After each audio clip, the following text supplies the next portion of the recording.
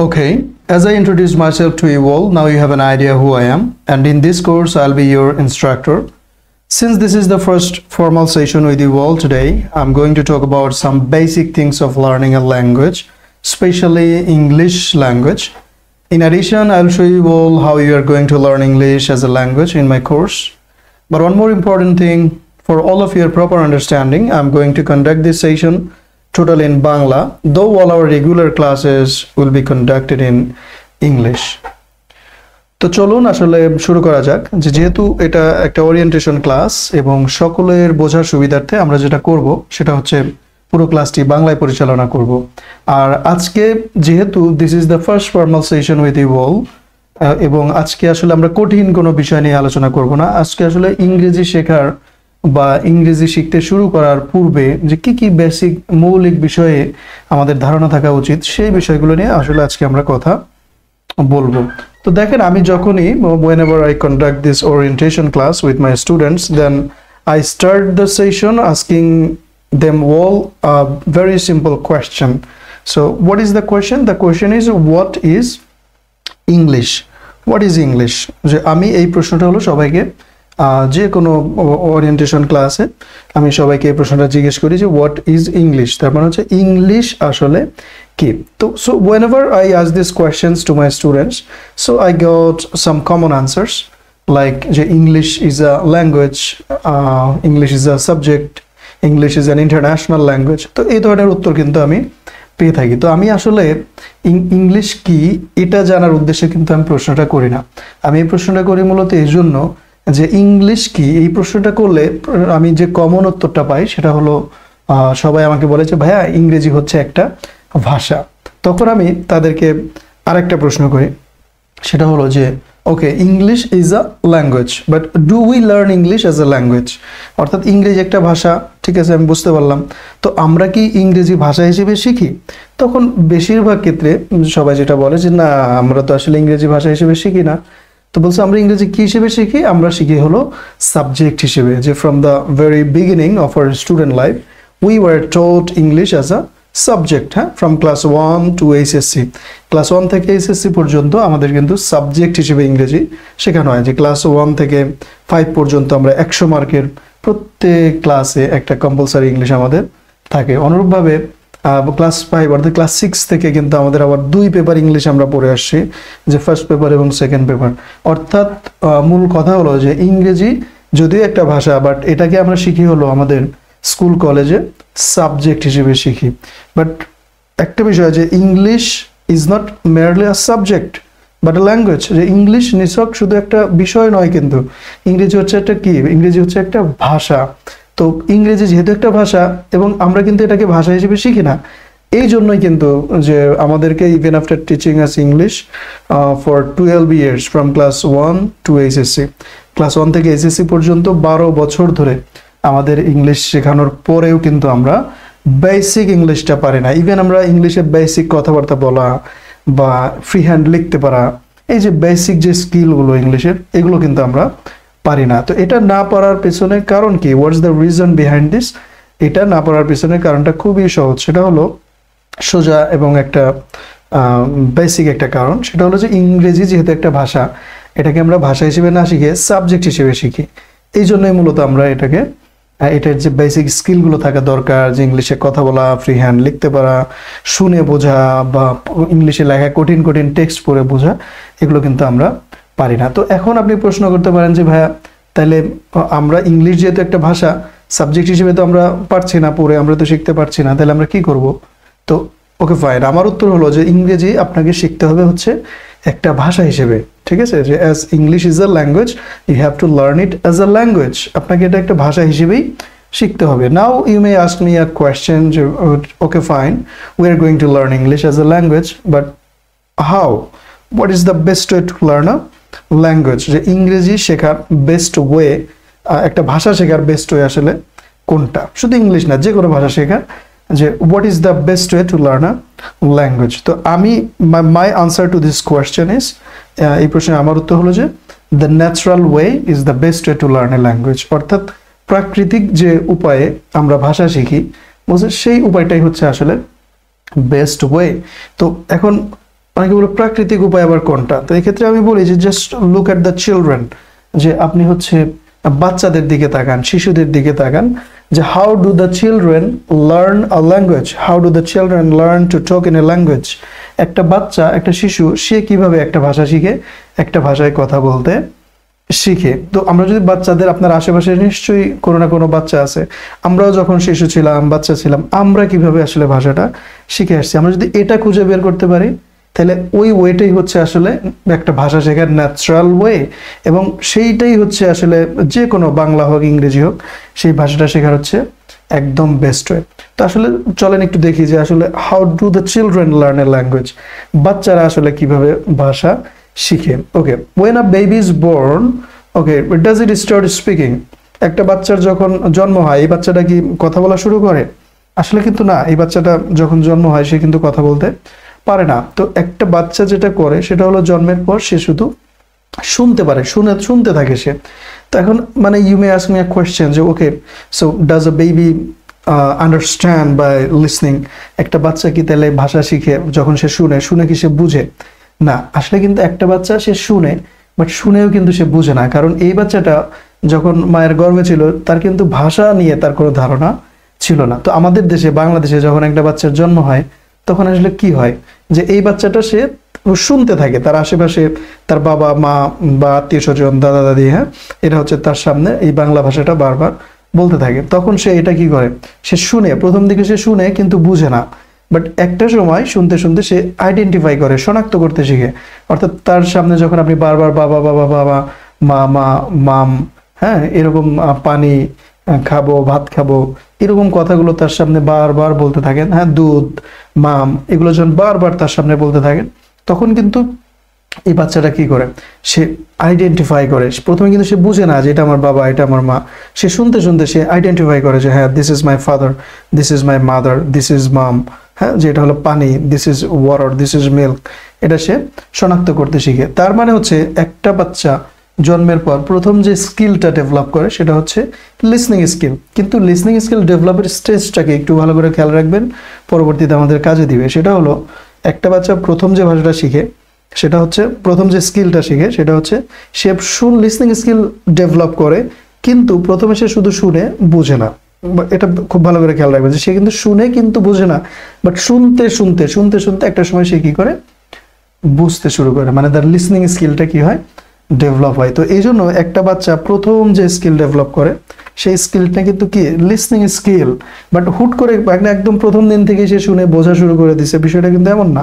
সে তার লিসনিং স্কিলটা ডেভেলপ হয় ধীরে ধীরে, শুনতে শুনতে শুনতে শুনতে সে প্রচুর পরিমাণে শুনে, শুনতে শুনতে সে অল্প অল্প করে বুঝতে শিখে, শনাক্ত করে যে হ্যাঁ, এই হচ্ছে, এইটা হচ্ছে এই শব্দ, এটা এই শব্দ, এটা এই ভাষা, উনি হচ্ছে আমার এই হয়, এভাবে। তো যখন দেখেন যে শুনতে শুনতে যখন একটা বাচ্চার বয়স 4 মাস, 5 মাস, 6 মাস, 7 মাস হয়, 1 বছর বয়স হয়, তখন এই বাচ্চারা কিন্তু আবার কথা বলতে শুরু করে, অর্থাৎ সে একটা দুইটা শব্দ বলতে শুরু করে। তার মানে লিসনিং স্কিলের পরে যে স্কিলটা ডেভেলপ করে একটা বাচ্চা, সেটা হলো স্পিকিং স্কিল, অর্থাৎ সে কথা বলতে শেখা শুরু করে। এবং দেখেন লিসনিং এর কিন্তু একটা স্টেজ ছিল যে সে প্রথমে শুধু শুনতে, বুঝতে পারতো না, শুনতে শুনতে শুনতে শুনতে সে শনাক্ত, আইডেন্টিফাইং একটা প্রসেসের মধ্য দিয়ে সে বুঝতে শিখে। এখন সে যখন কথা বলা শুরু করে, ধরেন 1 বছর বা 1.5 বছর বয়সে, সেই কিন্তু একটা বাচ্চা কিন্তু একদম পূর্ণবয়স্ক একটা মানুষের মতো সে কথা বলতে পারে না। সে একটা স্টেজে, হ্যাঁ, সে স্টেপ বাই স্টেপ কিন্তু ভাষাটা শিখে।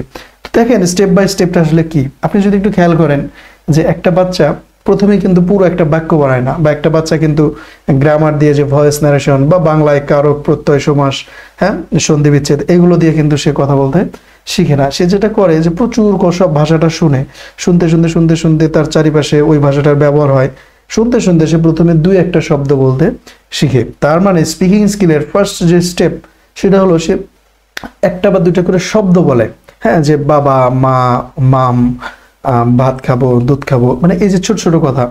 তার মানে আমি যদি বলি যে আসলে বাচ্চারা যেটা করে, তারা হলো প্রথমে 1টা 2টা শব্দ বলতে শিখে, হ্যাঁ, অথবা একটা করে ফ্রেজ শিখে, অর্থাৎ ছোট ছোট কথা সে বলতে শিখে। সে কখনো এই সাবজেক্ট, ভার্ব, অবজেক্ট এরকম দিয়ে পুরো একটা বাক্য বলতে কখনো সে শিখে না। তো এই জন্য তার মানে স্টেপটা কি বাচ্চাদের স্পিকিং শেখার, যে পুরো বাক্য কখনোই তারা শিখে না, তার হচ্ছে ছোট ছোট কথা বানানো শিখে। তো এইভাবে ভাষাটা তার লিসনিং স্কিলের সাথে সাথে ধীরে ধীরে কি হয়, যখন তার বয়স 2 হয়, 3 হয়, 4 হয়, দেখা যায় কি যে 4 থেকে 5 বছর বয়সে একটা বাচ্চা মোটামুটি সে ছোট ছোট কথা শিখতে শিখতে শিখতে শিখতে ওই যে সে ছোট ছোট কথাগুলো বানানো শিখছে, ওই কথাগুলো একসময় সে একটার সাথে একটা লাগিয়ে তার মনের ভাব মোটামুটি সে প্রকাশ করতে পারে।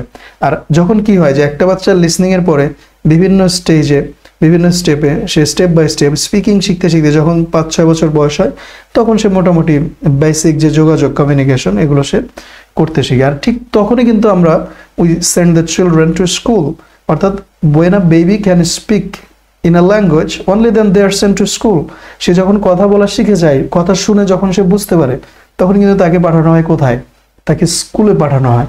এবং স্কুলে পাঠানোর পরে যেটা হয়, প্রথম হলো তার রিডিং স্কিলটা আমরা স্কুলে ডেভেলপ করা হয়েছে। তাকে একটা বাংলাদেশি বাচ্চাকে ক খ গ ঘ, হ্যাঁ, স্বরে ও স্বরে আর রস্বই দীর্ঘই এইগুলো অর্থাৎ রিডিং, তাকে রিডিং পড়া শেখানো হয় এবং পড়া শেখানোর পাশাপাশি তাকে রাইটিংও শেখানো হয়, সে এগুলো আবার লিখতেও শিখে। তার মানে একটা বাংলাদেশি বাচ্চা সে স্কুলে যাওয়ার আগেই সে লিসনিং এবং স্পিকিং স্কিল ডেভেলপ করে, তারপরে স্কুলে গিয়ে সে রিডিং স্কিল এবং রাইটিং স্কিল ডেভেলপ করে, সে স্বরে ও স্বরে রস্বই দীর্ঘই ক খ গ ঘ এগুলো দিয়ে ভাষা শিখতে শুরু করে। তো দেখেন এখানে কিন্তু একটা খুবই মজার বিষয় আছে, সেটা হলো যে একটা বাংলাদেশি বাচ্চা সে বাংলা ভাষায় লিসনিং স্কিল ডেভেলপ করার পরে এবং স্পিকিং স্কিল ডেভেলপ করার পরেই শুধু তাকে আমরা স্কুলে পাঠাই এবং তার রিডিং রাইটিং শুরু হয় স্বরে ও স্বরে আর রস্বই দীর্ঘই ক খ গ ঘ এগুলো থেকে। কিন্তু স্বরে ও স্বরে ক খ এগুলোর পাশাপাশি ওই বাচ্চাটাকে আমরা ইংরেজি ভাষা শেখানোর জন্য আমরা তাকে সরাসরি ABCDEFG এগুলো শেখানো শুরু করে দেয়, এগুলো লেখানো শুরু করে দেয়। তাহলে এই যে সে ABCDEFG সে ইংলিশ লেটার্স গুলো যে সে পড়া শুরু করলো এবং লেখা শেখা শুরু করলো, সে কি ইংরেজি ভাষার লিসনিং এবং স্পিকিং স্কিল ডেভেলপ করে স্কুলে আসছে? না, সে তো বাংলা ভাষার লিসনিং এবং স্পিকিং ডেভেলপ করে আসছে, এই জন্য তাকে রিডিং রাইটিং শেখাচ্ছি। বাট ইংরেজি ভাষার লিসনিং স্পিকিং ডেভেলপ না করেই তাদেরকে আমরা কি করছি, যে তাকে রিডিং রাইটিং দিয়ে তাকে ভাষা শেখানোর চেষ্টা করছি। তো এই জন্যই দেখেন এটা কিন্তু ন্যাচারাল প্রসেসের সম্পূর্ণ একটা বিরুদ্ধ প্রক্রিয়া, যে প্রাকৃতিকভাবে একটা বাচ্চা ভাষা শিখে কিভাবে, প্রথমে লিসনিং স্পিকিং, তারপরে সে স্কুলে গিয়ে রিডিং রাইটিং শিখে। কিন্তু ইংলিশের ক্ষেত্রে আমাদের দেশে যেটা হচ্ছে যে আমরা বাচ্চাদেরকে লিসনিং স্পিকিং তো নাই, হ্যাঁ, in our country there is no English speaking or listening environment. আমাদের তো ইংরেজি শোনা এবং বলার যে একটা পরিবেশ ওটা কিন্তু আমাদের দেশে নাই, because English is not our first language. এটা আমাদের মাতৃভাষা না, মাদার টাং না, তাই না? এটা হলো English is our second language, এটা আমাদের দ্বিতীয় ভাষা। তো এই জন্য আমরা শুনি না, শুনতে পারি না। তো এই জন্য কি হয় দেখেন, যে স্কুলে গিয়ে আমরা দুইটা স্কিল গ্যাপ করে, অর্থাৎ লিসনিং স্পিকিং না পড়িয়েই না শিখিয়েই তারা কখনো ইংলিশ শুনে না, ইংলিশ বলে না, সরাসরি তাদের রিডিং রাইটিং দিয়ে তাদের ভাষা শেখানো শুরু করি, যেটা হচ্ছে আল্লাহ যে পদ্ধতিতে একটা শিশুকে ভাষা শেখায় সেটার পুরো বিরুদ্ধ প্রক্রিয়া। তো এই জন্য কি হচ্ছে যে আমরা রিডিং রাইটিং স্কুল কলেজে 12 বছর পড়েও, বা যারা অনার্স মাস্টার্স তারা 16-17 বছর ইংরেজি মাধ্যমে পড়েও কিন্তু কি হচ্ছে না, যে আমরা ইংলিশ বেসিক ইভেন রিডিং রাইটিংও আমরা ভালো করে পারি না। কয়টা স্টুডেন্ট আমরা ফ্রি হ্যান্ড রাইটিং পারি, আমরা ইংলিশ ডেইলি স্টার বা ইংলিশে লেখা যে বইগুলো এগুলো পড়ে তৃপ্তি মতো বুঝতে পারি, আমরা কিন্তু এগুলো বুঝি না। তার মানে আপনার দেখেন একটা ভাষা শিখতে গিয়ে আসলে সেই 12 বছর লাগে বা 16 বা 17 বা 18 বছর লাগে। একটা অবুঝ শিশু সে জন্মের পর থেকে 4 থেকে 5 বছরের মধ্যেই ওই ভাষায় বেসিক যতটুকু প্রয়োজন সেগুলো সে শিখে ফেলে। আর আমাদের স্কুলে যাওয়ার পরে সব অবুঝ শিশু না, এরা সব কিন্তু কি যে 5-6 বছর বয়স থেকে শুরু করে আমরা 12-14 বছর ধরেও চেষ্টা করেও আমাদেরকে কিন্তু ইংলিশ শেখানো যাচ্ছে না। আমরা কথা বলতে পারি না, ফ্রি হ্যান্ড লিখতে পারি না, পড়ে বুঝি না, শুনে বুঝি না। তারপর দেখেন একটা অবুঝ শিশু 4-5 বছরে ভাষা শিখে ফেলছে, আর আমরা কি 12-14 বছর 16-17 বছরেও কি করতে পারতেছি না, আমরা ভাষা শিখতে পারছি না। তো এই জন্য আমরা যেটা বলি যে what is the best way, তো বেস্ট ওয়েটা হচ্ছে ন্যাচারাল ওয়ে। অর্থাৎ আমাদের কি করতে হবে, এই যে 16-17 বছরে হয় নাই, এইভাবে চললে বাকি জীবনেও হবে না। তো এই জন্য এখন আমাদের কি করতে হবে, আমাদের এই যে সিস্টেমটা অর্থাৎ ইংরেজি শেখার যে পদ্ধতি আমরা শিখে আসছি এই সিস্টেমটা এখন আমাদেরকে পরিবর্তন করতে হবে। আমাদের শুরু করতে হবে কই থেকে, লিসনিং, স্পিকিং, রিডিং এবং রাইটিং। এবং এটাই হলো একটা ভাষা শেখার কি ওয়ে, একদম যে বেস্ট ওয়ে, ঠিক আছে? এটাই হচ্ছে একটা ভাষা শেখার বেস্ট ওয়ে। তো দেখেন তাহলে আমরা কি বলছি এতক্ষণ যে হলো একটা ভাষা শেখার বেস্ট ওয়ে কোনটা, আমি বলছি ন্যাচারাল ওয়ে। তো ন্যাচারাল ওয়ে কোনটা, তখন আমি কি বললাম যে just look at the children, বাচ্চাদের দিকে তাকালে ন্যাচারাল ওয়ে বোঝা যাবে যে একটা বাচ্চা প্রথমে লিসনিং, তারপরে স্পিকিং, তারপর রিডিং এবং তারপরে রাইটিং স্কিল কি করে ডেভেলপ করে। তার মানে এই যে ভাষা শেখার যে ল্যাঙ্গুয়েজ সাইকেল হলো কি যে the first skill you should develop is listening, the second skill you should develop is speaking, and finally after developing listening and speaking skill you should start reading and writing. কিন্তু যেহেতু ইংরেজি আমাদের মাতৃভাষা না, এই জন্য এই পদ্ধতিতে আমাদের শেখা হয় না। তো এখন যেহেতু আমরা ইংরেজি শিখতে চাই, এই কোর্সে ইনশাআল্লাহ আমরা কি করব, এই ন্যাচারাল ওয়ে ফলো করেই আমরা হলো ইংরেজি ভাষাটা শেখার চেষ্টা করবো। অর্থাৎ আমরা যেভাবে সারা জীবন পড়ে আসছি voice, narration, tense, parts of speech, grammar, এগুলো দিয়ে যেমন আমরা ভাষা শিখতে পারিনি, ইংলিশ শিখতে পারিনি, এই জন্য ওইভাবে আর আমরা এখন চেষ্টা করব না। আমরা কি করব, এই কোর্সে যত দূর সম্ভব আমরা সর্বোচ্চ চেষ্টা করব যে ন্যাচারাল ওয়েটাকে ফলো করে আমরা আমাদের এই কোর্সের পুরো ভাষাটাকে আমরা কি করব, শেখার চেষ্টা করব। তো এখন আমি আপনাদেরকে দেখাবো যে এই কোর্স কিভাবে আপনাদেরকে ইংলিশের এই 4টে স্কিল ডেভেলপ করতে হেল্প করবে। তো চলুন আমরা পরবর্তী স্টেপে গিয়ে আমরা এখন আমি আপনাকে দেখাবো যে কিভাবে আমার এই কোর্সে আপনি লিসনিং, স্পিকিং, রিডিং এবং রাইটিং স্কিল ডেভেলপ করবেন।